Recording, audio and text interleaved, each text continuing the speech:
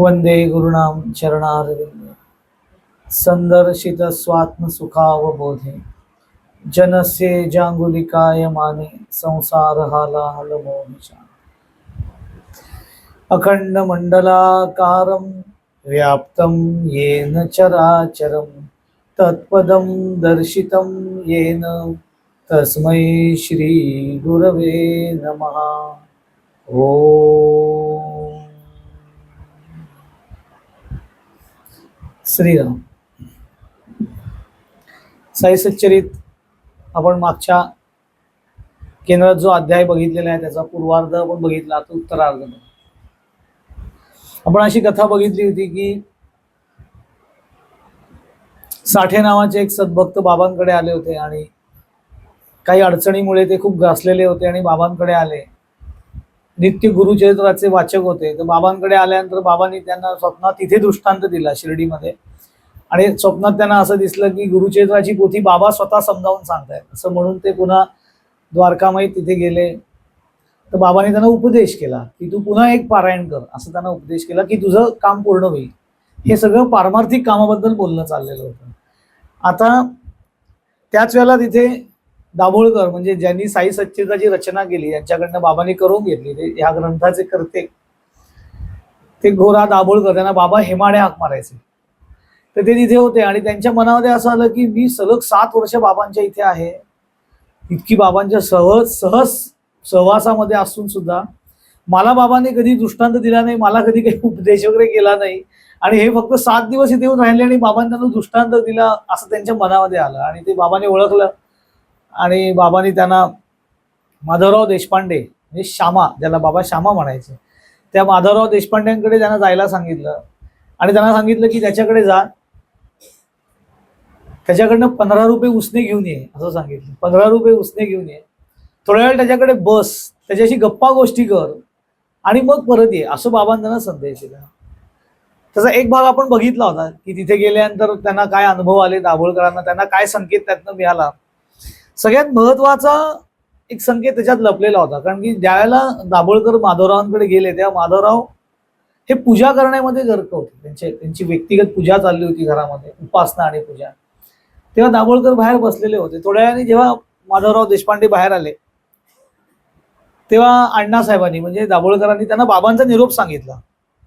सगळ्यात पहिले सांगितलं की बाबांनी मला तुमच्याकडे पाठवलंय, थोड्या वेळ तुमच्याकडे बसायला सांगितलं, तुमच्याशी गप्पा गोष्टी करायला सांगितलेत आणि 15 रुपये उसने मागितले। असं लक्षात ठेवा, बाबांच्या काळामध्ये 1 रुपया सुद्धा खूप मोठी अमाऊंट आहे। 15 रुपये म्हणजे ही खूपच कल्पनेपलीकडची अमाऊंट आहे, आणि तिची बाबांनी हात उसने मागितले होते की 15 रुपये घेऊन ये। तर असं म्हटल्यावरती साई सच्चरित्रामध्ये असा उल्लेख आहे की माधवराव देशपांडेंनी दक्षिणा म्हणून 15 रुपयांच्या ऐवजी दाभोळकरांना 15 नमस्कार सांगितले, असं उल्लेख आहे। 15 रुपये दक्षिणेच्या ऐवजी 15 नमस्कार सांगितले आणि त्यांना विडा खायला दिला, आणि विडा खाता खाता दोघांमध्ये गप्पा गोष्टी सुरू झाल्या, आणि मग माधवरावांनी त्यांना एक कथा, बाबांच्याच आयुष्यात घडलेली कथा सांगायला सुरुवात केली। आता इथे खरी मजा आहे। काय आहे की ह्या सगळ्या संतांच्या मध्ये एक वैशिष्ट्यपूर्ण गोष्ट अशी असते की काही वेळेला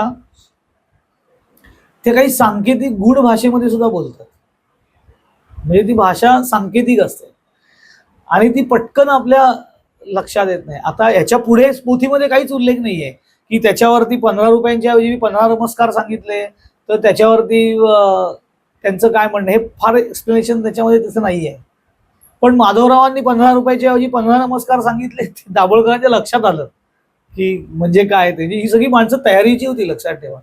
म्हणजे हे प्रसंग जरी त्यांच्या बाबतीत घडत असले तरी ते आपल्याला लीला स्वरूप आता समोर ठेवलेलं आहे, पण ही सगळी बाबांच्या अवतीभोवती वावरलेली मंडळी काय सामान्य मंडळी नव्हती, म्हणजे दोही अर्थी ती सामान्य नव्हती। आध्यात्मिक तयारीच्या बाबतीत पण ही माणसं सामान्य नव्हती, ही तयारीची लोक होती, आणि लौकिकामध्ये सुद्धा वावरताना ही माणसं खरंच मोठी होती। म्हणजे कुणी न्यायाधीश, कुणी तहसीलदार, अशी सगळी माणसं, डॉक्टर, ही सगळी माणसं, उच्च विद्या प्राप्त केलेली माणसं त्या काळामध्ये सगळी बाबांच्या अवतीभोवती, आणि अगदी काही ज्यांचं शिक्षण झालं नाहीये पण अध्यात्माचा अधिकार मोठा आहे अशी पण मंडळी त्यांच्या अवतीभोवती होती, म्हणजे सगळी तयारीची मंडळी। ह्याचा पाठपुरावा घ्यायचा मी पहिले सुरुवातीला का प्रयत्न केला होता, की म्हणजे काय याचा अर्थ, की 15 रुपये बाबांनी स्पष्ट मागितलेत आणि त्याच्याऐवजी माधवराव देशपांडे आधी सांगतात की त्यांना 15 नमस्कार मग सांग, असं 15 नमस्कार सांगितलेत. म्हणजे माधवराव देशपांडे असं बाबांना म्हणाले की बाबांनी 15 रुपये जे मागितलेत ते तुम्हाला देण्यासाठी 15 नमस्कार सांगितलेत. तर 15 नमस्कार सांगितलेत म्हणजे काय असणार आहे. तर मी ह्याच्यावरती थोडंसं रिसर्च करण्याचा प्रयत्न केला, कुठे याचा काही रेफरन्स मिळतोय का वगैरे, पण मुळात पोथीमध्येच तो नसल्या कारणाने बाहेर कुठे पटकन मिळत नव्हतं. पण माझ्या परिचयाचे एक साई भक्त आहेत, सद्भक्त, त्यांचा एक अधिकार फार मोठा आहे. साई सच्चरित्रावरती त्यांची कमांड आहे एकदम, आणि छानच बोलतात ते साई सच्चरित्रावरती. म्हणजे ते जे बोलतात त्यांच्या मुखातनं बाबा बोलतात अशी त्यांची धारणा, इतके ते प्रांजळ आहे वगैरे. तर मी त्यांच्याशी फोनवरती, म्हणजे त्यांच्याशी मी थोडी चर्चा केली की याचा काय नक्की अर्थ घ्यायचा. तर त्यांनी ते फार छान पद्धतीने मला सांगितलं. ते आपल्याकडे येऊन गेले, ते कृष्णाजी ते आले ते आपल्याकडे. तर त्यांनी मला सांगितलं की मंदार 15 नमस्कार का मतलब है, म्हणजे 15 नमस्कार का मतलब, हिंदी बोलतात त्याला, मंदार 15 नमस्कार का मतलब है की माधवरावांनी त्यांना असं सांगितलं की तुला जे अध्यात्मामध्ये प्राप्त करायचं आहे, ज्याच्यासाठी तू उतावळा झालायस, की सद्गुरूंची कृपा व्हावी, मला ती अवस्था प्राप्त व्हावी, त्याच्यासाठी तुला 15 वर्ष थांबावं लागणार आहे असं. आणि 15 नमस्कार म्हणजे ह्याचा अर्थ तुला 15 वर्ष सलग नमस्कार म्हणजे शरणागत भाव. तर शरणागत भावानी, नम्रतेनी तुला इथून पुढे अजून 15 वर्ष साधना करायची. तर घाई करू नको, 15 नमस्कार, त्याचं त्याने गुणार्थ या गोष्टीचा. आणि आता ही लिंक कशी लागते, तर ह्याच्या पुढे गेल्यानंतर लगेच, कारण बाबांनी किती एका क्रमात त्यांना सांगितलं की त्यांच्याकडे जा, त्याला कडनं माझ्याला 15 रुपये उसने घेऊन ये, त्याच्याकडे थोड्या वेळ बस. त्याप्रमाणे त्यांना बसायला लागलं की त्यांची पूजा चालली होती तेव्हा. काल तो प्रसंग आपण बघितला की बाबांनी का तिथे बसलो होतं, एकनाथी भागवताची पोथी त्यांच्या हातामध्ये आली, तो प्रसंग आपण बघितला. आणि पुढे ते मला त्याच्याशी गप्पा गोष्टी कर आणि मग दोघं या, आधी येऊन. आता गप्पा गोष्टी कर, तर माधवरावांना हे कसं काय माहिती असेल की बाबांनी सांगितलंय गप्पा गोष्टी कर वगैरे, हे सगळं आपल्या अतर्क आहे, सगळं तर्काच्या पलीकडे असतं.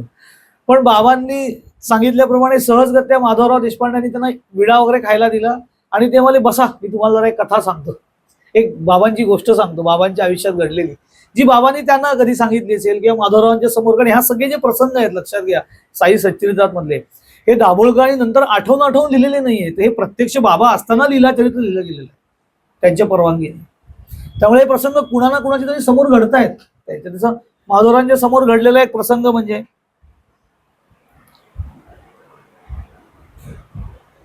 संगमनेरच्या खाशाबा देशमुखांच्या आई राधाबाई देशमुख या बाबांच्या दर्शनासाठी शिर्डीला आल्या आणि त्यांना बाबांचं दर्शन झालं. आणि बाबांचं दर्शन झाल्या झाल्या त्यांचा सगळा प्रवासाचा क्षीण गेल्या, त्या एकदम प्रसन्न, त्यांना एकदम ती प्रसन्नता, शांत अनुभूती यायला लागली. आणि त्या शिर्डीतच राहिल्या. आणि त्यांनी काय केलं, त्या ठरवून आल्या त्या की मला बाबांकडनं अनुग्रह घ्यायचा, म्हणजे कृपा संपादित करायची, बाबांकडनं मला कृपा संपादित करायची, त्यांना अनुग्रह हवा बाबांकडे. बाबांनी असं कधी कोणाला अनुग्रह वगैरे दिला की सप्रभो अनुग्रह ज्याला म्हणतात तसा कोणाला अनुग्रह दिला नाही. त्यांना तो अनुग्रह प्रत्यक्ष म्हणजे गुरुमंत्र त्यांना हवा होता उपासनेसाठी. आणि बाबा काही त्यावरती बोलायला तयार नाही. बाबांना निरोप पाठवला पण बाबा एक शब्द त्याच्यावरती काही बोलले. तर ह्या इतक्या जिद्दीच्या होत्या राधाबाई देशमुख.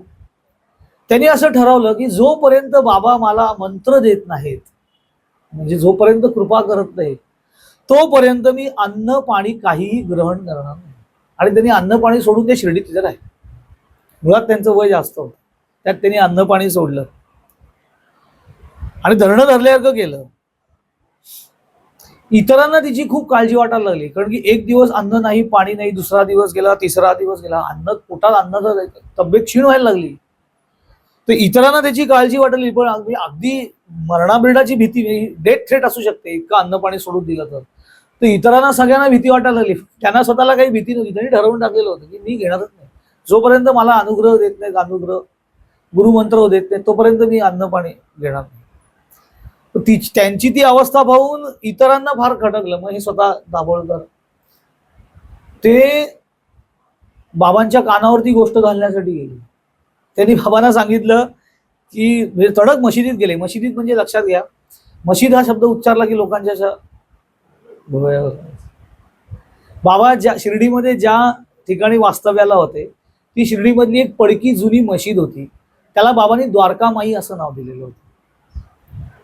पण ती मशीद होती हे मात्र नक्की, कारण हा पहिल्यापासून उल्लेख आहे मशीद. आणि त्या मशिदीमध्ये सगळं आहे. तुम्ही जर शिर्डीला गेलात तिथे द्वारकामाई आहे, त्या द्वारकामाईमध्ये अग्नी पण आहे आणि मुसलमान लोक नमाज पडतात तसा निंबर पण आहे तिथे दोन्ही. पश्चिम दिशेला तो निंबर आहे, तिकडे तोंड करून बाबा नमाजही पडायचे, आणि इकडे दक्षिणेला अग्नी प्रज्वलित धुनी म्हणतात, तिकडे बसून बाबा समोर धुनीच्या समोर बसलेले असायचे दक्षिण दिशेला तोंड करून. त्याच्यावर आपल्याला लक्षात येतं की कुठलीही दिशा वाईट नसते. तुम्ही जर बाबांची द्वारकामाईत गेली तर बाबांची बसण्याची जी जागा आहे ती बघितली तर बाबांचा चेहरा दक्षिण दिशेला असतो. काय आपल्याला जे प्रश्न असतात ती दक्षिण दिशेला यम असतो, तिकडे तोंड करून कसं काय बसायचं, चुकून आपल्याला ती लवकर नजर त्याची पडली तर यम असला म्हणून काय आलं, यम म्हणजे काय फक्त आपल्याला न्यायला येतो अशातला भाग नाहीये, तर त्याचं एक डिपार्टमेंट आहे, त्याच्याकडे अनेक डिपार्टमेंट आहेत, त्यातलं ते एक डिपार्टमेंट आहे. पण यम ही धर्मदेवता आहे, लक्षात ठेवा. त्या याच्यात शिकण्यासारख्या अनेक गोष्टी असतात की बाबा तिकडे तोंड करून पाहिजे, तर उगाच काहीतरी लोकांना दक्षिण दिशेला तोंड करून ध्यानाला बसायचं की नाही, दक्षिण दिशेला तोंड करून काय वाटेल ते लोक प्रश्न विचारतात. चूक नसते लोकांची, कारण लोकांनी कुठे कुठे काय काय ऐकलेलं असतं. आणि आता मोबाईलच्या पॉडकास्टमुळे तर काही पण लोक आहेत.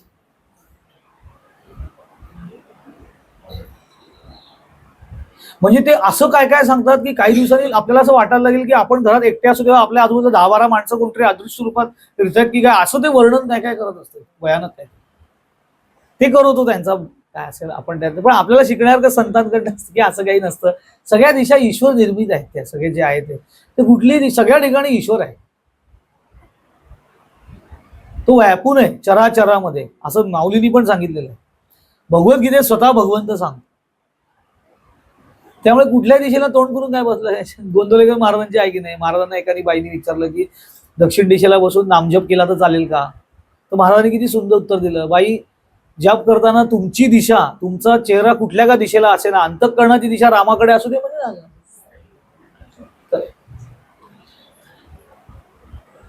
तसं त्या बाई असं हट्टालाच पेटल्या होत्या पण की बाबांकडनं अनुग्रह घ्यायचा. शेवटी जाऊन स्वतः माधवरावांनी जाऊन बाबांना सांगितलं, देवा देशमुखांच्या आईची तुमच्या चरणी खूप निष्ठा आहे, श्रद्धा आहे, तुमचा अनुग्रह व्हावा म्हणून त्या हट्टाने उपोषणात बसल्या, तुमची कृपा झाली नाही तर त्या बिचारीचा जीव जाईल असतं. तुम्ही आता फार ताणू नका, तुम्ही काही लक्ष देत नाही, त्यांना भेटायलाही गेला नाही, काही निरोप पाठवला नाहीत, त्या बिचाऱ्या सगळं अन्न पाणी सोडून तिथे बसलेले आहेत. आणि उद्या जर का असं काही झालं, मला काय कमाल वाटते, ही माणसं कसली डेरिंगबाज असतील, बाबांची जाऊन बोलणं इतकं सोपं नाही आहे. त्या बाबांना काय सांगतात माधवराव की बघा तुमची जर उद्या कृपा झाली नाही तर तिचा जीव जाईल, आणि उद्या जर का असं झालं तर लोक तुम्हाला म्हणतील की ह्या बाबांना काही दयामायाच नाहीये, आणि उगा सगळा दोष तुमच्यावरती येईल. बरं असं ते तुम्ही बघा आता काहीतरी असं करू नका, त्यांच्यावरती कृपा करा. त्यावेळेला बाबा अतिशय प्रेमळच होते, तर बाबांनी दया आली तिची आणि ते तिच्यापाशी गेले. आणि पुढे जे बाबांनी सांगितलं ते सगळ्या साधकांसाठी महत्वाचं, हे आपल्या सगळ्यांसाठी. ते असं म्हणाले, आई म्हणाले, आई तू आपल्या जीवाचे असे हाल का करीत आहेस, मरणाला कवटाळण्यासाठी धरणे धरले आहेस का, म्हणजे तू नक्की इथे कशासाठी आलेला आहेस, तुला मरण हवं म्हणून आले आहेस का तुला मुक्तीचा मार्ग हवाय म्हणून आलेस. अनुग्रह म्हणजे मुक्तीचा मार्ग, सद्गुरूंकडनं याच जन्मामध्ये आपल्या अंतःकरणामध्ये असलेलं चैतन्य तत्व समजून घेण्याचा जो मार्ग सद्गुरू प्रक्रिया स्वरूप पद्धतीने सांगतात, परंपरागत त्यांच्याकडे आलेल्या अधिकारानुसार, त्याला अनुग्रह, सप्रभव अनुग्रह असं म्हणतात.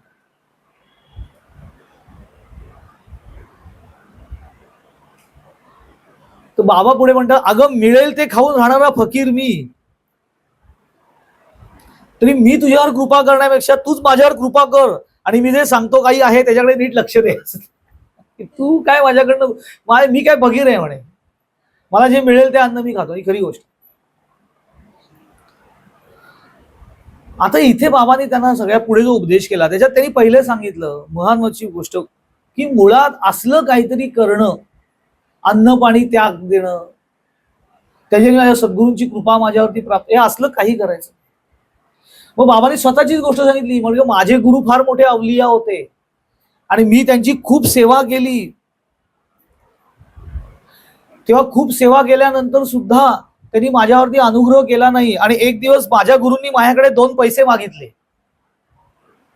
पण तेव्हा माझ्याकडे कुठले पैसे नव्हते. असं बाबा म्हणाले, माझ्याकडे कुठले पैसे नव्हते, पण माझ्या गुरूंनी मला सांगितलं मला 2 पैसे दे, हे 2 पैसे तू मला देऊ शकलास तर सगळं तुझं काम झालं, लक्षात ठेव.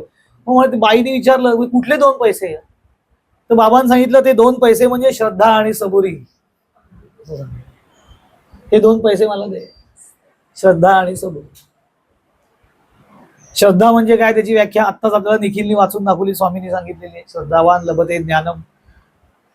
त्याच्यामध्ये की गुरूंनी जो आपल्याला उपासनेचा मार्ग सांगितलेला आहे आणि जो उपदेश सांगितलेला आहे, त्या उपदेशावरती प्रेमपूर्वक विश्वास, त्याला श्रद्धा असं म्हणतात. श्रद्धा आपली असते. आपण श्रद्धावान नाही होत का? आपण निश्चितपणे श्रद्धावान आहोत. गडबड श्रद्धेत नाहीये, त्या दुसऱ्या पैशामध्ये आहे, सबुरी. म्हणून बाबा फार सुंदर म्हणायचे, श्रद्धा रख सबुरी से काम ले, तेरा काम बन जाएगा, असं ते म्हणायचे. बाबांनी सांगितले हे 2 पैसे जे मी माझ्या सद्गुरूंना दिले, ते 2 पैसे तू तुझ्या जवळ बाळग आणि योग्य वेळेत मला ते अर्पण कर, की तुझं काम होईल, तुला अनुग्रह झाल्याचं नाही. याच्यापेक्षा दुसरं काही करू नकोस. श्रद्धा आणि सबुरी. लोक काय काय काय काय उगत करत, उपास तपास. लोकांना आवडत असते उपासाची. आपलं अध्यात्म असं बोर नाहीये. आपल्या कुठल्याही अध्यात्मामध्ये असं निर्जली करा, फक्त पाण्याचा घोट पिऊन राहा, असं बोर कुठेही आपल्या अध्यात्मात काही सांगितलेलं नाही. सगळे संत असं, ज्ञानेश्वर माऊलींनी असं काही सांगितलेलं नाहीये, दासबोधात समर्थांनी नाही, तुकाराम महाराजांनी असं काही सांगितलं. छान सगळं आपल्याला आपलं अध्यात्म आपल्याला संयम शिकवतं, मर्यादा शिकवतं. पण उगाच काहीतरी असं कडक काहीतरी तपश्चर्या. तप म्हणजे काय? लोकांना वाटतं तप म्हणजे तापातापी. तप म्हणजे तापातापी नाही, नित्य उपासना करणं म्हणजे तपश्चर्या. तप समज, तप म्हणजे नित्य केलेली उपासना, पंक्च्युअल राहून केलेली उपासना म्हणजे तपश्चर्या. रोज तपश्चर्या. तपश्चर्या म्हणजे काहीतरी कडक आता करायचं, एका पायावर उभत राहायचं, सकाळी काही खायचंच नाही, संध्याकाळी काही खायचंच नाही. एकदम लोकांना वाटतं मी कडक उपास केले की माझ्यावरती कडक कृपा होईल. मग काही होणार नाही. भगवंत म्हणेल अरे वेडा, तुला मी एवढं गिफ्ट म्हणून मानवी शरीर दिलेलं आहे, तर ते राखण्याचं काम कर. बाबा ते सांगतात की ते मरण कवटाळण्यासाठी आलेस की काय तू? अध्यात्म हा मरण कवटाळण्याचा मार्ग नाहीये, तर जन्म मृत्यूच्या चक्रातनं स्वतःला अंतःकरणाला मुक्त करण्याचा मार्ग आहे. आणि तो मार्ग साधनेने प्राप्त होतो. हे असलं काहीतरी सद्गुरूंकडे गेल्यानंतर कुठलेही सद्गुरू काहीही कडक उपासना, उद्यापासून मारुतीच्या देवळात जायचं, 101 प्रदक्षिणा घालायच्या मारुतीने, असलं काही सांगत नाही. 150 आवर्तन कर, 15-20 पारायण कर, 1 भुक्तरम पारायण कर. असं हे असलं काहीही सांगत नाही. असं काही हे अध्यात्म नाहीये. आणि हे सगळं करताना शरीरामध्ये लक्षात घ्या, आपला देह जोपर्यंत अनुकूल परिस्थितीमध्ये असतो तोपर्यंत देहाला नीट सांभाळून जितकी लवकरात लवकर साधना प्रगतीपथावर नेता येईल त्याचा प्रयत्न करावा.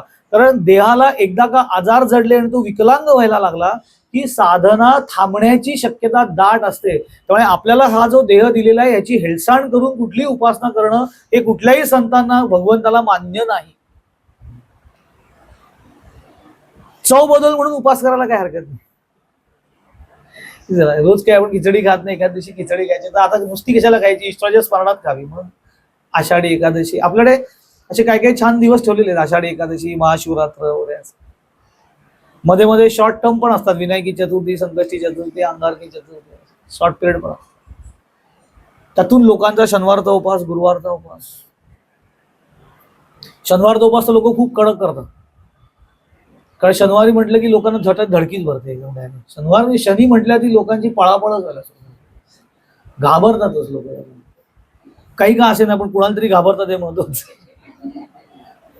खरा तो देव असा विषयात अजिबात घाबरणारा वगैरे काही नाहीये. न्यायप्रिय आहे, ही गोष्ट खरी आहे. म्हणजे शनीचं जे वर्णन आहे ते न्यायप्रिय देवता, वैराग्यशील देवता. तो तुमच्या कर्माचा सगळा हिशोब 7.5 लोक म्हणतात ना 7.5 वर. एकदा ना एक छान प्रसंग घडला होता, मी नंतर सांगेन तुम्हाला. ऑफ द रेकॉर्ड सांगेन 7.5 बद्दलचा.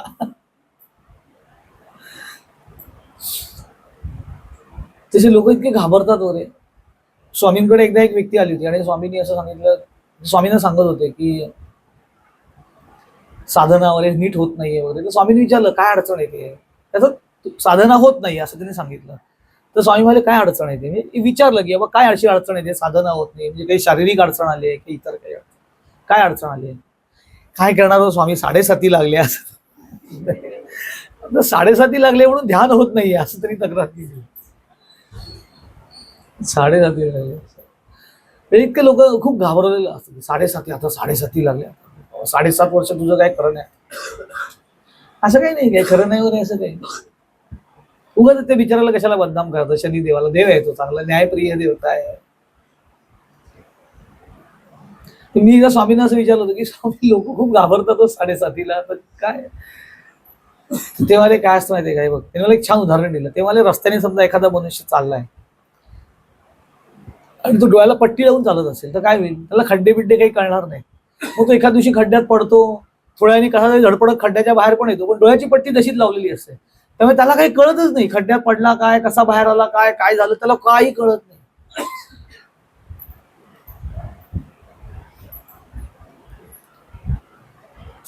पण मग 7:30 काय होतं माहितीये का म्हणे, 7:30 मध्ये मनुष्य असा रस्त्याने चालत असतो तेव्हा शनी येतो आयुष्यामध्ये आपल्या, आणि तो काय करतो, थांबवतो आपल्याला, एक क्षण थांब जरा, आणि तो आपल्या डोळ्याची पट्टी काढतो. डोळ्याची पट्टी काढली की काय होतं, समोर नेमका खड्डा असतो. तर शनी काय करतो, बघ समोर तुझ्या खड्डा आहे, थोडा बाजूनी जा. आता वास्तविक शनीने काय केलेलं असतं, आपल्याला खड्डा आधीच दाखवून अलर्ट केलेलं असतं. पण आपण त्याचा अर्थ काय करतो, बघ शनी आला ना म्हणून खड्डा आला, शनी आला म्हणून खड्डा नाही आला, खड्डा तिथे होताच, तू 10 वेळा पडलास पण त्याच्यामध्ये तुला कळलं नाहीये, आंधळ्यासारखाच आला. तो आला म्हणून त्यांनी ह्याला सावध केलं, बघ हा इथे खड्डा आहे, थोडा बाजूनी जा वगैरे. याला 7:30 म्हणतात. याला म्हणतात संतांचा दृष्टिकोन, पॉझिटिव्ह ऍटिट्यूड, प्रत्येक गोष्टीकडे बघण्यात. आपण जरा आपल्याला ज्योतिष, आधी मी तुम्हाला सांगू का, असं काही कुठे जाऊ नका. पहिली फार काही अगदीच कुणी मार्गदर्शन करायला नाहीये, अगदीच अडचण निर्माण झाली काही, तर भ्रमल्यासारखी स्थिती झालेली आहे की कुणीच मार्गदर्शन करायला नाही, त्याच्यासाठी व्यासांनी हे एक शास्त्र डेव्हलप केलेलं आहे. पण सारखं त्याच्या मागे लागून आहे तर भीती मनामध्ये, कारण इतकं प्रांजळपणे सांगणारे सगळे ज्योतिषी नसतील तर भीती घालून ठेवतात. 7:30 आता सांभाळ. तसं सांगण्याचा मुद्दा असा आहे की हे सगळं अध्यात्म नाहीये. अध्यात्मामध्ये असं काही नाही. सोयर सुतक, ध्यानाला काही नाही. क्रिकेटची मॅच बघायला सोयर सुतक नसतं, सिनेमा बघताना सोयर सुतक नसतं, पावभाजी खायला सोयर सुतक. पण जपाला बसायचंय, ध्यानाला बसायचंय, आज बसले चालेल का, का सुतक लागलंय, सोयर लागलंय. अरे काय सुतक सोयर कसलं. ते ज्या काही गोष्टी धार्मिक धर्मग्रंथांमध्ये काही सांगितलेल्या आहेत त्या ग्रंथामध्ये तेवढं तुम्ही काही वाचन करत असाल, त्याच्यात तसा काही नियम असेल तर ठीक आहे. पण ध्यानाला बसण्यासाठी सोयर काय सुतक आहे त्याचा काही संबंध नाही.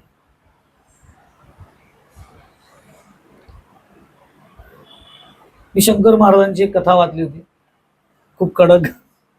शंकर महाराज, तर त्यांच्याकडे एक भक्त गेला आणि नमस्काराला गेला, लांबन नमस्कार केला. महाराजांनी विचारलं काय झालं, तर त्यांनी सांगितलं सुतक आहे म्हणून मी लांबन नमस्कार. तर महाराज पटकन म्हणाले, हे बघ तुझ्या नावाने इतरांना सुतक लागायच्या आधी पहिले नमस्कार करू.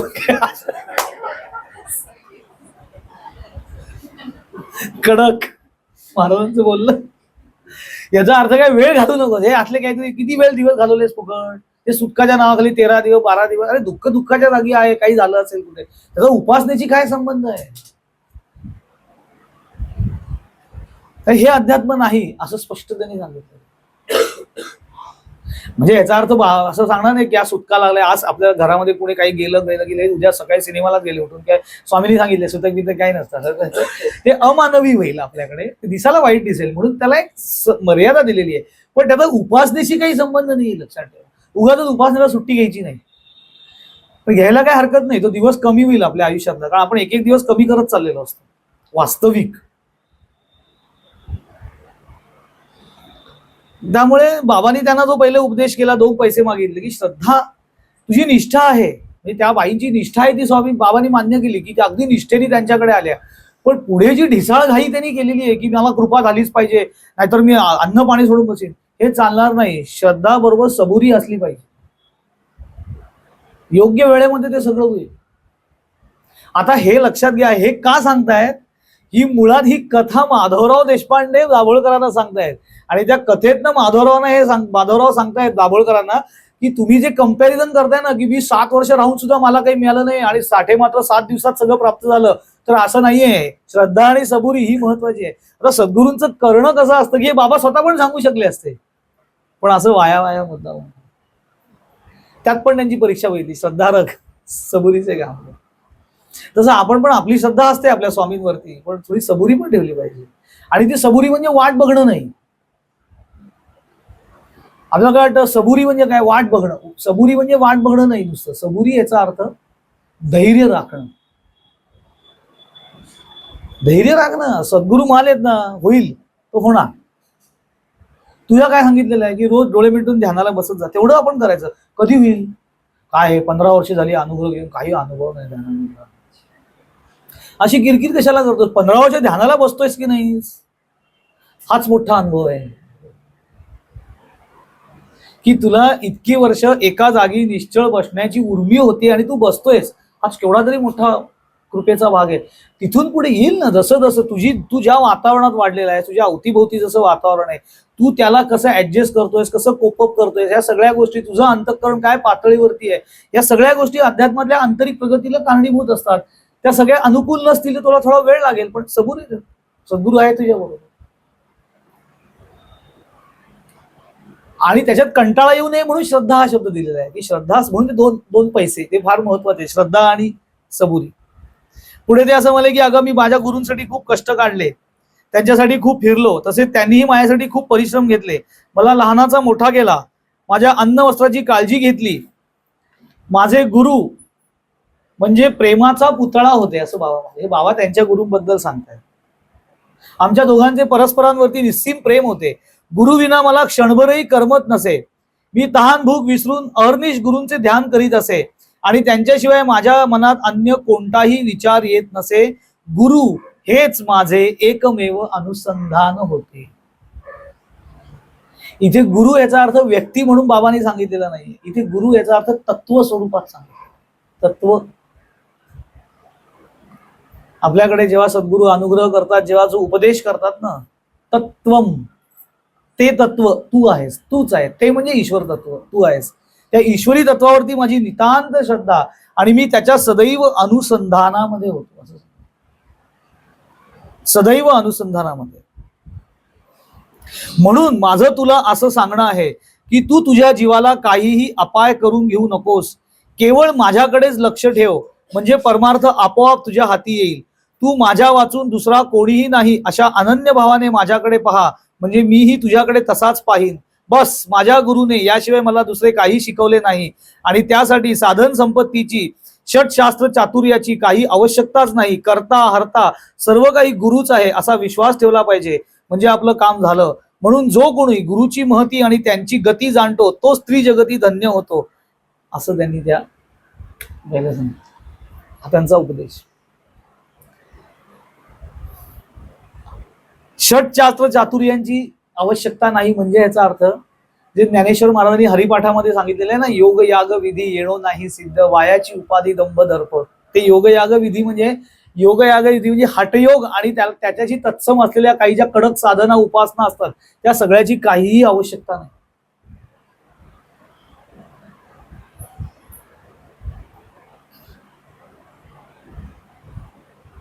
मी कडक सोहळ्यामध्ये ध्यानाला बसतो म्हणजे काय? कडक सोहळ्यात बसतोस म्हणजे सिल्कचं कडक सोहळं इस्त्री घ्यायला, कुणी मला हात लावायचा नाही, स्पर्श. पण अंतःकरणामध्ये इतकी विकार स्पर्श करतात, त्याचं काय करायचं? म्हणून तुकाराम महाराज काय म्हणतात, काय बा करीशी सोळे ओळे मन नाही निर्मळ वाहू घ्यायची, असं तुकाराम महाराज. काय करायचं ते सोहळं ओळं मन निर्मळ नसेल तर? त्यांचा काही विरोध नाहीये सोहळ्या ओळ्याला संतांचा, ते तुमचं तुम्ही करा आवडीने, अवडंबर माजू नका. आणि नुसतं त्यांनी काही होणार नाही. आचरण नको का त्याला अनुसरून, साधनेला पूरक माझं आचरण नको का, म्हणून धैर्य सांगितलं. थोडं धीर धर ना. काय होतं, आपण संतांची चरित्र वाचतो, त्याच्यात असे एखादे प्रसंग असतात की डोक्यावरती हात ठेवला, एकदम त्यांना उन्मनी स्थिती प्राप्त झाली, आपल्याला वाटतं छा आपल्या बाबतीत काय असं काय. विवेकानंदांचा प्रसंग वाचला की आपल्याला सारखं वाटतं आपल्या स्वामींनी आपल्याला असं स्पर्श का नाही केलं. काय लकी होते विवेकानंद. रामकृष्णाने नुसतं अंगठ्याने पायाच्या, उजव्या पायाच्या अंगठ्याने छातीला स्पर्श केला तर ते एकदम उन्मनी स्थिती पण नाही, डायरेक्ट समाधी स्थितीमध्ये अनुभूतीला गेले. आपल्याला वाटतं आपल्या स्वामींनी असा आपल्याला स्पर्श केला तर काय बरं होईल ना, इतकी साधना करा, रोज सकाळी उठून ध्यानाला बसा वगैरे, सगळी भानगडच नाही. किती वर्ष लागतील त्याच्याशी एकदा स्पर्श करून टाका ना. म्हणा श्रद्धारक सबुरीचे कामले.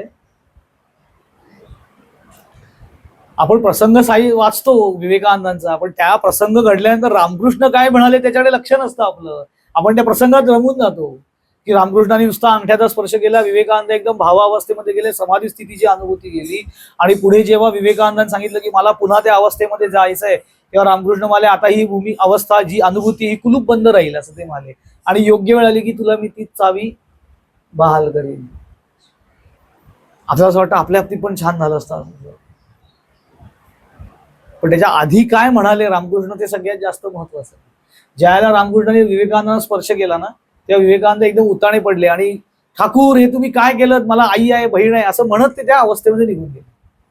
तेव्हा बाजूला जे एक साधक बसले होते त्यांच्याकडे बघून रामकृष्ण म्हणाले, जो स्पर्श मी आता नरेनला केला तो स्पर्श इतर कुणाला केला असता तर तो त्या क्षणी खलास झाला असता, पण तो नरेन होता म्हणूनच राहिला, पण तरी बेट्या ओरडलाच.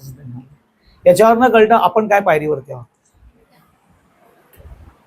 त्यामुळे आपले सद्गुरू काय आपल्याला असं स्पर्श करत नाही, कारण त्यांना माहिती आहे की यांचे बल्ब सगळे आता 230 वोल्टचेच आहेत.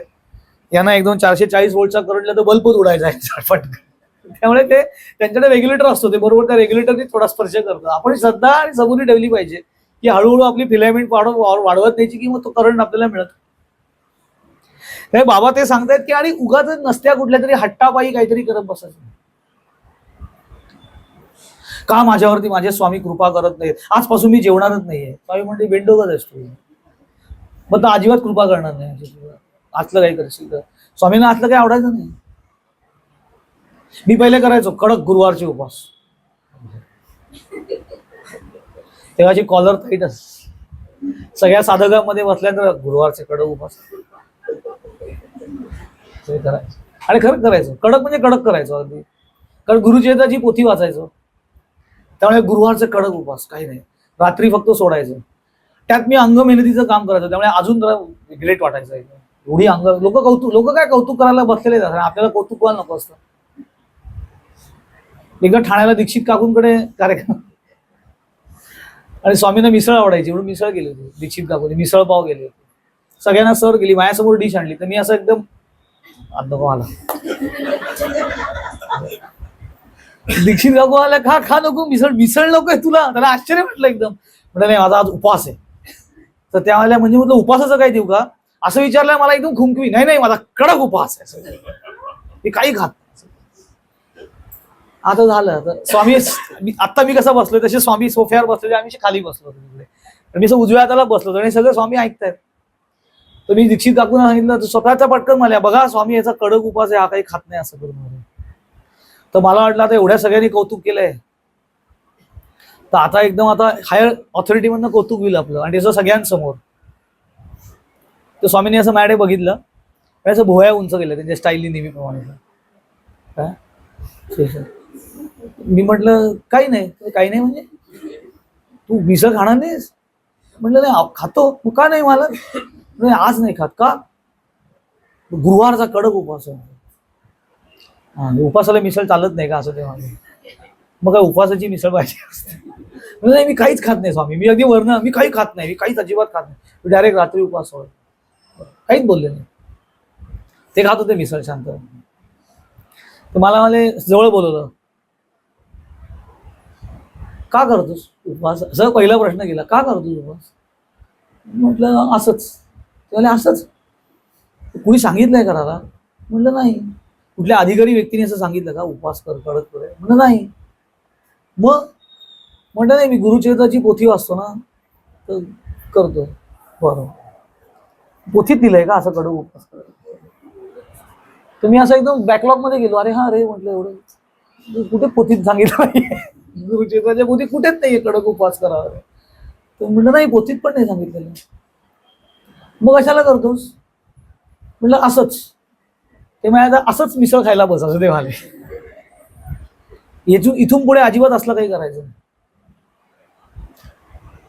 त्यांनी लगेच ज्ञानेश्वरीची ओवी सांगितली, तुवा व्रत नियमू न करावे. लक्षात घ्या, माऊली सांगतायत, जे स्वतः चक्क योगेश्वर आहेत ते सांगतायत, तुवा व्रत नियमू न करावे. आणि पुढे सगळ्यात महत्वाचं सांगितलं, शरीराते न पिडावे, दुरी केही न वचावे तीर्थासिगा. ते तर आपल्याला, ते मी एक्सप्लेन करून सांगितलं, आता तर टेन्शनच येईल तुम्हाला, आपण ते नंतर बघूया. दुरी केही न वचावे तीर्थासिगा, पण आधी सांगितलं तुवा व्रत नियमू न करावे, म्हणजे असलं काहीतरी उगाच कडक काहीतरी अध्यात्माच्या नावाखाली करत बसायचं नाही, शरीरात ते न पिडावे, स्पष्ट सांगितलं. त्यांनी काय होणार? चव बदल म्हणून आपण खिचडी वगैरे खातो, और एखाद दिवशी खायला हरकत नाहीये, अगदी देवाच्या नावाने प्रसाद ग्रहण करायला पण हरकत नाही, पण अजिबातच काही खायचं नाही वगैरे, असलं काहीतरी अध्यात्माला नाही, तसं बाबांनी सांगितलं. आणि ह्यानी काही तुला ही असं बी काहीतरी केलं म्हणजे, असं किती लोक बाहेर उपाशी असतात की नाही, बिचारे आजही लोक असे असतात की त्यांना सकाळी उठल्यानंतर माहिती नसतं आपल्याला अन्न मिळेल का नाही माहिती नाही, अशी परिस्थिती आजही बाहेर आहे. मग ते कडकच उपवास करतात की नाही, मग ते सगळे अध्यात्मामध्ये एकदम अधिकारी व्हायला पाहिजे, मग त्यांच्यावर देवाची कृपा होत नाही का? असं नाही ना, कुठल्याही संतांनी असं सांगितलेलं नाही. संत सांगतात स्वतःही उपाशी राहू नका, आणि एखादा उपाशी असेल त्याला उपाशी ठेवू नका, त्याला अन्न द्या. म्हणून आपल्याला अन्नदानाला महत्व जास्त आहे. महाराजांना एकाने विचारलं की तुम्ही येईल त्या माणसाला अन्नदान करा, असं का सांगता? द्रव्यदान करा, ज्ञानदान करा, वस्त्रदान करा, ते सगळं करा तुम्ही यथायोग्य तुमच्या कॅपॅसिटी प्रमाणे, पण अन्नदान मात्र जरूर करा, असं ते म्हणायचे. तर एकाने विचारलं का एवढं अन्नदानाला महत्व का? तर महाराजांनी इतकं सुंदर उत्तर दिलं. ते म्हणाले, अन्नदान हे एकमेव दान असं आहे जिथे दान प्राप्त करणारा दान देणाऱ्याला पुरे असं म्हणतो, पुरे तृप्त होतो. कारण म्हणून त्या अशा अनेक गोष्टी अध्यात्मामध्ये असतात. बाबा आपल्याला साई सच्चिदानंद हा संदेश देतात त्या कथेच्या स्वरूपात की असलं काही करायचं नाही, आणि उगाच स्पर्धा करायची नाही की आम्ही दोघांनी एकत्र स्वामींकडे अनुग्रह घेतला, हा कुठच्या कुठे गेला, मी कुठे राहिलं, अशी स्पर्धा अध्यात्मात स्पर्धाच नाहीये मुळात. पाहिजे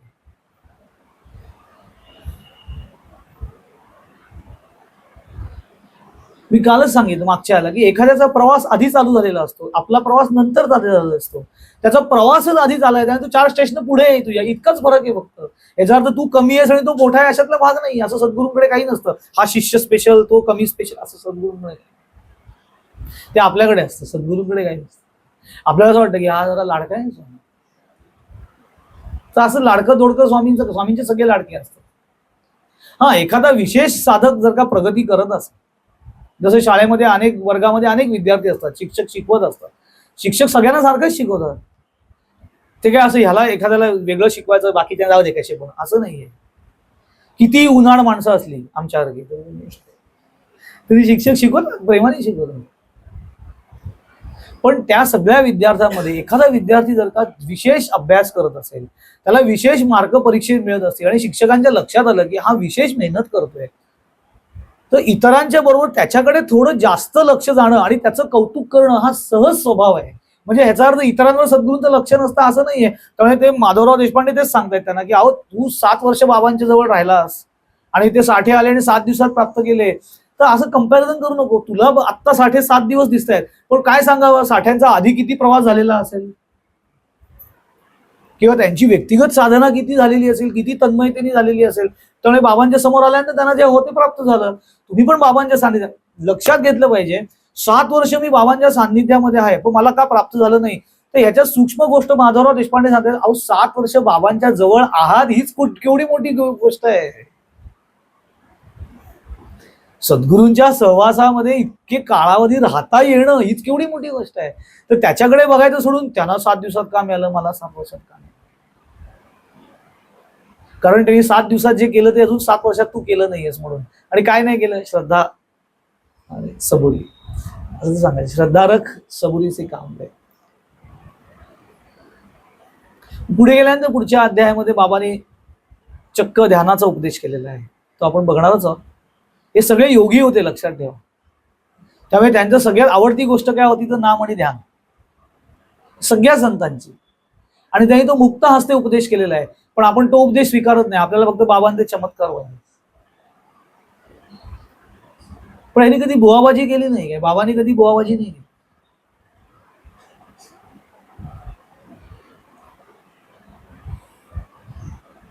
त्या मागे मी कथा सांगितली होती ना, की त्या एक बाई, त्यांना मूल होत नव्हतं.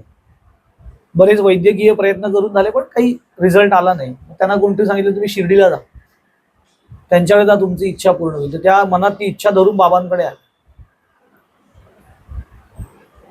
तर त्याला त्यांनी नारळ अर्पण केला बाबांना.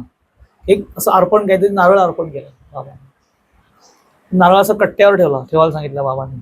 माधवराव देशपांडे कट्ट्यावर ठेवायला सांगितलं. तर बाबांनी विचारलं, श्यामा तो नारळ काय बोलतोय रे, असं बाबांनी विचारलं. बाबा सांकेतिक भाषेत बोलायचे काही वेळेला. तर हलवून बघ बघू असं. तर तो नारळ हलवला. तर तो गोटा झालेला होता, तो गुडगुड असं वाजला. गोटा असला की वाजतो नारळ, खडखड खडखड असा वाजला, गुडगुडतोय असं. तर बाबा म्हणाले, अरे हा नारळ फारच गुडगुडतोय, हा काय बोलतोय? तर पटकन ते म्हणाले की हा नारळ ज्या माऊलीने दिलाय तिची इच्छा आहे की ह्या नारळात जसा गुडगुड आवाज येतोय तसं तिच्या पोटात पण गुडगुड आवाज. थोडक्यात तिला मूल हवा आहे, तिला बोलत नाही असं, म्हणून तिने तुम्हाला नारळ अर्पण केलाय असं बाबांनी. असं म्हटल्यावरती बाबांनी जो पुढे संदेश केला तो महत्वाचा. बाबा म्हणाले, अरे काय वेड्या समजुती आहेत ह्या सगळ्या, ऐशा कैशा वेड्या समजुती, काय नारळे पोरे होती?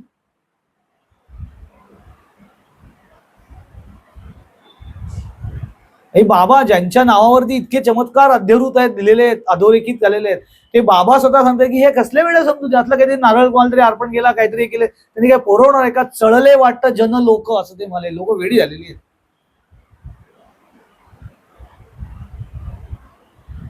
लोक ह्याच अंधश्रद्धेचा फायदा तर घेतात ना, बाहेर जे काय चाललेलं असतं ह्याचाच तर फायदा घेतात.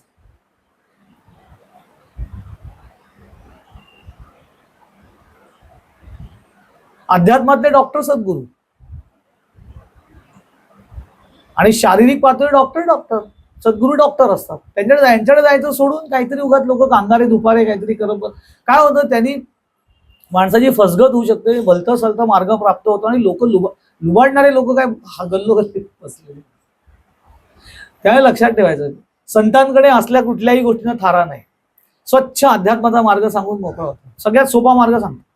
तुम्ही बघा गोंदवलेकर महाराजांकडे किती लोक गेली असतील त्या काळात. महाराज असताना काय काय अडचणी घेऊन गेले असतील, पण महाराजांनी काय तुम्हाला सांगितलं का? तू हा यज्ञ कर, इकडे जा, पिंपळाला प्रदक्षिणा घाल, वडाला प्रदक्षिणा घाल, हे कर ते कर, हा यज्ञ कर, हा होम कर, काही नाही, रामनाम घे. आणि दृष्टिकोन कसा असायचा त्यांच्याकडे सुद्धा. असं एक कपल गेलं होतं की ज्यांना मुलबाळ होतं, सधन कुटुंब, सगळं होतं व्यवस्थित, पण एकच दुःख होतं की मूल होत नाहीये. म्हणून महाराजांकडे गेले आणि खंत व्यक्त केली की सगळं परमेश्वरांनी दिलं, परिस्थिती सगळी दिली, आर्थिक परिस्थिती सगळं, संपत्ती सुबत्ता सगळं दिलं, आरोग्य दिलं, पण मूलच नाही आम्हाला होत. तर असं आमच्या बाबतीत का केलं रामानी? असं महाराजांना, तुम्ही काहीतरी उपाय सांगा. तर महाराजांनी किती स्वच्छ सांगितलं. घरामध्ये 10 खोल्या आहेत, 11वी खोली नाही म्हणून रडत बसायचं नाही. 10 आहेत ना, 11वी नाही, रडत कशाला बसायचं? त्याच्यावरती हे महाशय म्हणाले, हो पण ती 11वीच खोली महत्वाची असेल, तीच नसेल तर काय करायचं 10 खोल्यांचं? महाराज म्हणाले सगळ्यात महत्वाची खोली देवघर, ती असली म्हणजे झालं. हा संतांचा दृष्टिकोन असतो. उगाच काहीतरी हे दुसऱ्या कुठल्या भलत्या लोकांकडे गेले असेल तर थांबा मी तुम्हाला यज्ञ सांगतो, तो असा यज्ञ करा, इतकं दान करा, ते दान मलाच द्या, मी आहे ना तुमच्या पाठीशी, मी सगळं तुमचं करीन, सगळं दैव बदलून टाकेन, हे सगळे बोधू असतात. बाबाने असं कुठे काही केलेलं नाही. बुवाबाजीला थारा नाही अजिबात. आणि इथे पण तेच सांगतायत, बुवाबाजीला पण थारा नाही आणि अवास्तव कर्मकांडांनाही थारा नाही. मध्य गाठून द्यायचे.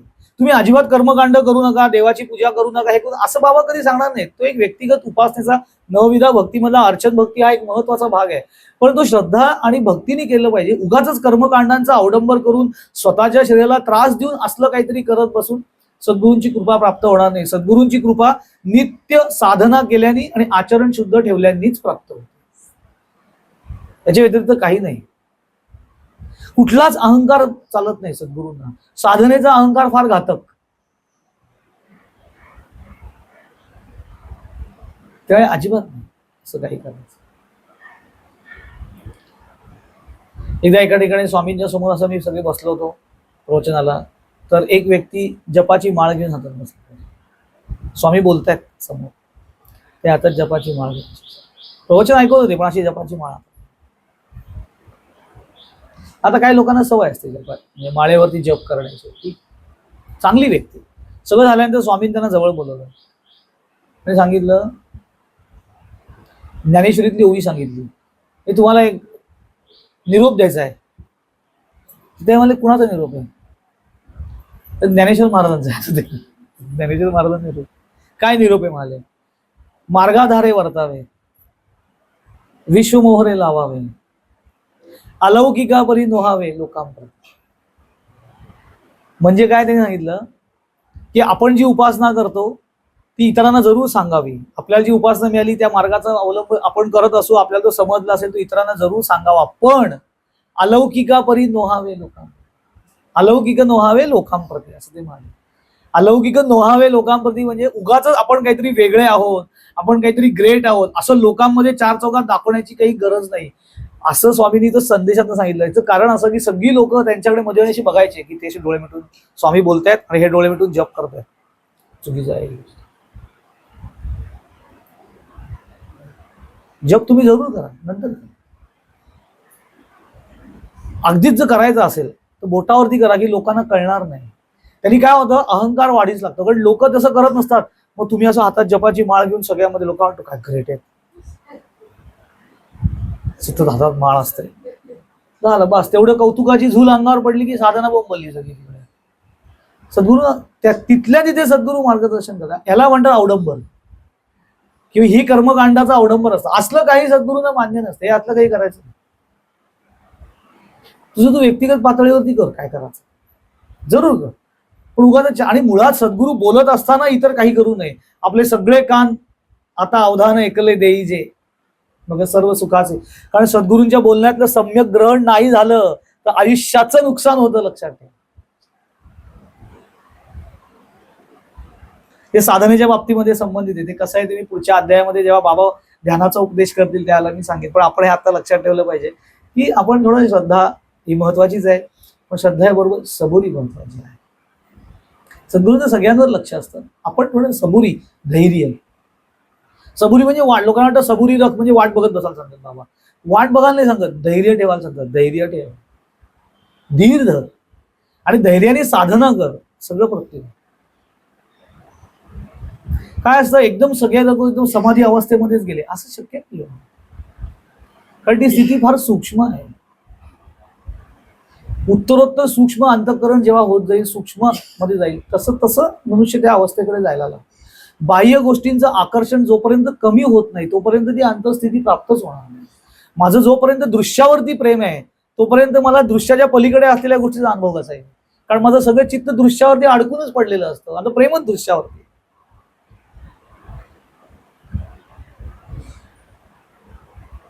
म्हणून ध्यानाला बसल्यानंतर सद्गुरू असं सांगत नाही की ध्यानामध्ये काय कर. काय काय लोकांनी एका ठिकाणी ना एक अधिकारी व्यक्ती ध्यानाबद्दल बोलत होते आणि त्यांनी असं सांगितलं की ध्यानाला बसल्यानंतर अशी आपण कल्पना करायची की आपल्याच आतमध्ये एक अतिशय देखणा पुरुष आहे. पुरुष याचा अर्थ आत्मा असा.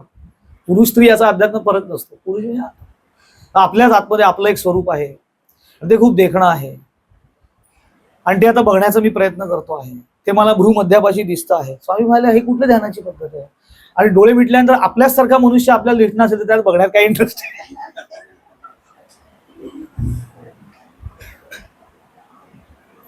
ते काय रोज सकाळी बघतोच. म्हणजे ध्यान करायच्या आधी आपलं जे ध्यान झालेलं असतं ते आरशात सकाळी आपल्याला बघा. हे असलं काहीतरी उगाच भंबकगिरी सांगणारे लोक असतात. असं काही नाही, स्वच्छ मार्ग सांगतात, डोळे मिटून शांत, उत्तरोत्तर प्रगत होत जाणारी प्रक्रिया आहे. आपण दृश्यावरती अडकलेलो असतो. सद्गुरू असं काही, किंवा सद्गुरू असंही सांगत नाहीत की डोळे मिटल्यानंतर सद्गुरूंचा चेहरा डोळ्यासमोर आण, असं कधीही सांगत नाही. कारण ते दृश्य आहे आणि आपल्याला जी अनुभूती घ्यायची ती दृश्या पलीकडे असलेली अनुभूती आहे. त्यामुळे जोपर्यंत मला दृश्याचं आकर्षण आहे, बाह्य गोष्टींचं आकर्षण आहे, ते अजून जोपर्यंत मर्यादित स्वरूपामध्ये टिकत नाही, ते मर्यादित राहिलं पाहिजे. आणि त्याच्यातनं अंतःकरण बाहेर पडून त्या अनासक्त जोपर्यंत होत नाही तोपर्यंत अंतरस्थितीची अनुभूती येणं शक्य नाही आहे. आणि त्यालाच तर ते सबुरी म्हणतात, सबुरी ठेव. आपलं दृश्यावरचं प्रेम कधी जातं माहितीये? जेव्हा आपलं हे दृश्य शरीर जायला येतं तेव्हा.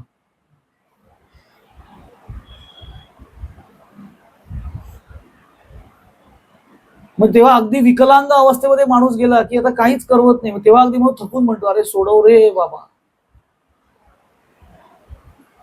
तेवढ्यात तो असं मला तर थांबतो, मी एकदम खणखणी बरा करतो. मग तू म्हणशील सोडव रे बाबा. कारण दृश्यावरती प्रेम आहे आपलं. दृश्यावरती म्हणजे आपला देह हा दृश्य मान्य, त्याच्यावरती प्रेम असूच नाही असं नाहीये, पण त्याला अडकू नका असं. कारण त्याच्यात जोपर्यंत तुम्ही अडकलेले आहात तोपर्यंत त्याच्या आतमध्ये असलेलं तत्व आहे तिकडे म्हणजे दृष्टी कशी स्थिर होणार. थोडं दृश्यावरती, मग दृश्यावरचं प्रेम कमी करायचं म्हणजे काय करायचं? डोळे मिटून स्वस्तबोध दृश्यापासून थोडा बाजूला. कारण तू व्यवहारामध्ये आहेस, प्रपंचात आहेस, त्यामुळे दृश्यामध्ये राहायचंय तुला. त्यामुळे फार त्याच्यातून लांब जाता येत नाही, पण त्याच्यात राहूनच त्याच्यावरती अंतःकरण न रेंगाळत राहणं, त्याला दृश्यावरचं प्रेम कमी करणं असं. की मन जास्तीत जास्त भगवंताच्या विचारामध्ये रेंगाळत राहिलं पाहिजे, न की प्रपंचाच्या विचारामध्ये. रेंगाळत नाही राहिलं पाहिजे, आपण त्यात रेंगाळत राहिलेलो असतो. आपण ध्यानाला बसतो की नाही तेव्हा असं घड्याळ बघून बसतो. 9:30 उठायचं आहे ध्यानावरनं. बसतानाच उठण्याची वेळ ठरवतात. ठीक आहे, एक टार्गेट म्हणून तो गजर लावला असशील, अलार्म, ठीक आहे, लावून सोडून दे ना. अशी ध्यानाला आम्ही सुरुवातीला काय व्हायचं, व्हॉलेंटियर म्हणून काम करायचो ना. मोठ्या मोठ्या शिबिरं मोठी घ्यायचे स्वामी, तर त्यावेळेला ध्यानाचं सेशन असले की काय काय आम्हाला परवानगी नसायची तेव्हा, कारण की कोणतरी व्हॉलेंटियर्स पाहिजेत ना. काही लोकांना त्रास झाला काही, पण आम्ही फार खोड्या. आम्ही काय करायचो, ऑब्झर्व करायचं लोकांकडे, कोण कोण ध्यानाला बसल्यानंतर काय काय आविष्कार करतात. आता नुसतं बोलून तरी काय करणार ना, खरं नामस्मरण झालं पाहिजे की नाही. पण आमचं भलतंच चाललेलं असं, इकडे बघ तिकडे बघ. तर आम्ही काय काय लोकांना लोक ध्यानाला बसलेले असायचे शांतपणे.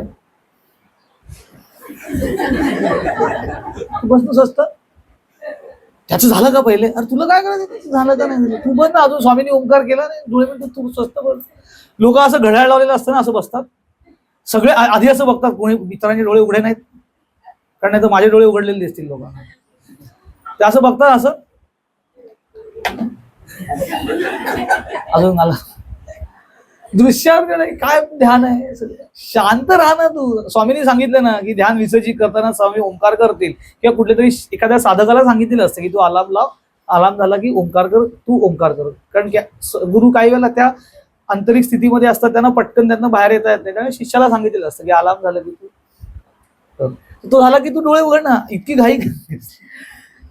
म्हणून आपण जे म्हणतो ना की अरे माझं का होत नाही, अरे ते ज्या पद्धतीने ध्यान व्हायला पाहिजे ते होतच नाही अजून. ते त्याला धैर्य असं म्हणतात. सबुरी रथ, धैर्य ठेव ना जरा, बस की स्वस्त जरा, मजा मजा. नामजपाला जातो ना, मी गेलो होतो ना, लोक नामजप करतात. गोंदवलेकर महाराजांचे खूप सुंदर उपक्रम असतो की बाबा दर महिन्याच्या रविवारी म्हणा, किंवा मी पहिले जायचो, मला वेळ असायचा जायला तेव्हा. त्यांचा काही संकल्प असतो की बाबा महिन्याला जो जप होईल तो महाराजांना गोंदवल्याला पाठवायचा, त्याचं लिहून पाठवतात वगैरे की इतका जप, एक संकल्प असेल त्यांचा. आता ठीक आहे, तुम्ही जो लिहितायत जप ना, तर मी लोकांना असं बघितलेलं आहे करताना, लोक असं जप वगैरे करतात, मग त्याची चिठ्ठ्या पाठवतात की त्याच्यावर तुम्ही तुमचा जप संख्या लिहायची असते, म्हणजे किती माळा झाल्या असं लिहायचं असतं, की मग तो हिशोब ठेवणारा मनुष्य त्या पद्धतीने तो हिशोब ठेवतो. तर लोक असं चिठ्ठी घेतात, 30 माळा झाल्या असतील तर चिठ्ठी 30. इकडचा समजा मनुष्यने 40 लिहिल्या की 40 थांबा, 40 झालं,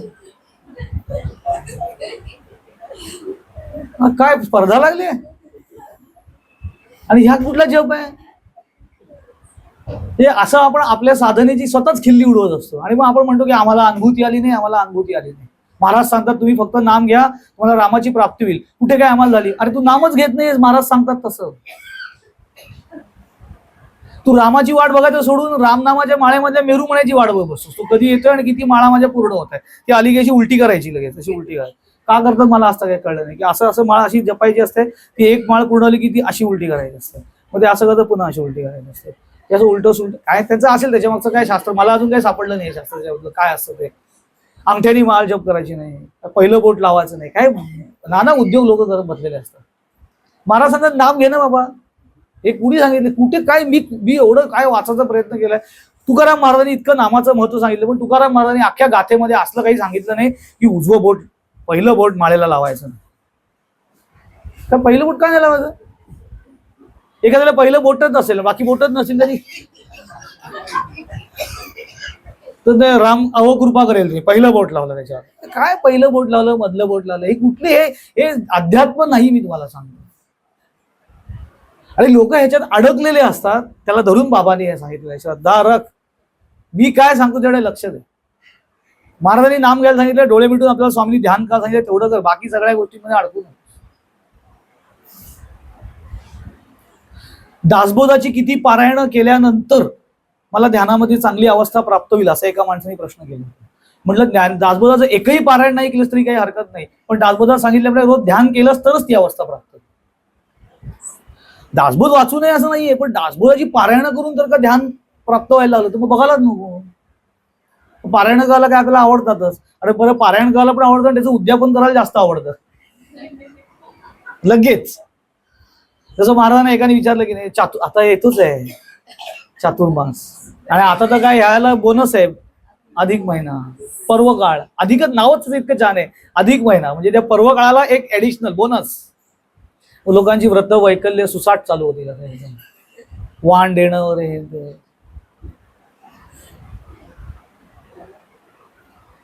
ते काय लोक काय काय करत बसतात अधिक महिना. महाराजांनी एकाने विचारलं की आता अधिक महिना आहे, चातुर्मास आहे, चातुर्मासामध्ये रामाच्या मंदिरामध्ये जाऊन नित्य 11 माळा रामनाम करण्याचा नेम करायचा आहे, करू का? तर महाराज म्हणाले देवळात जाण्याचा नेम करू नका, रामनाम घेण्याचा नेम करा. आणि एक करा म्हणाले, काय? त्या नेमाचं उद्यापन करू नका, अखंड झालं तेव्हा तर तो फळाला जाईल. हे संतांचं मार्गदर्शन असतं.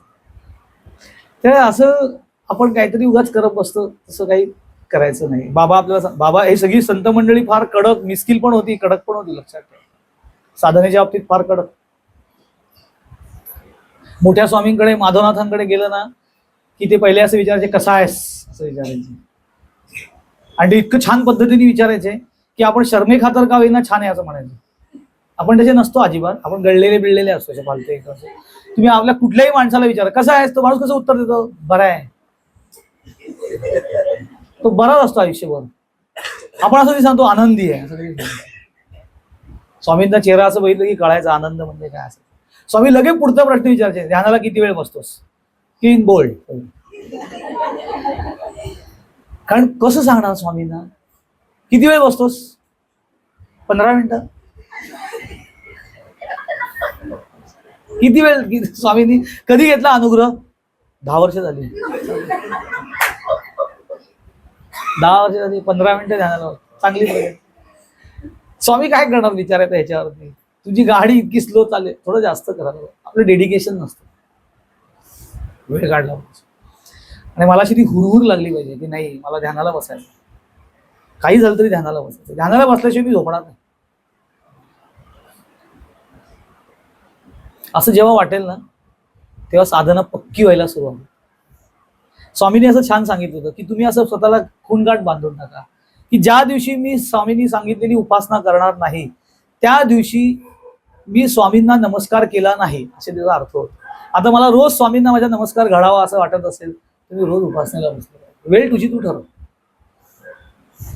त्याला म्हणतात प्रेम साधने. तसं आपलं प्रेम असेल, त्या प्रेमाला त्यांनी नाव दिलंय श्रद्धा.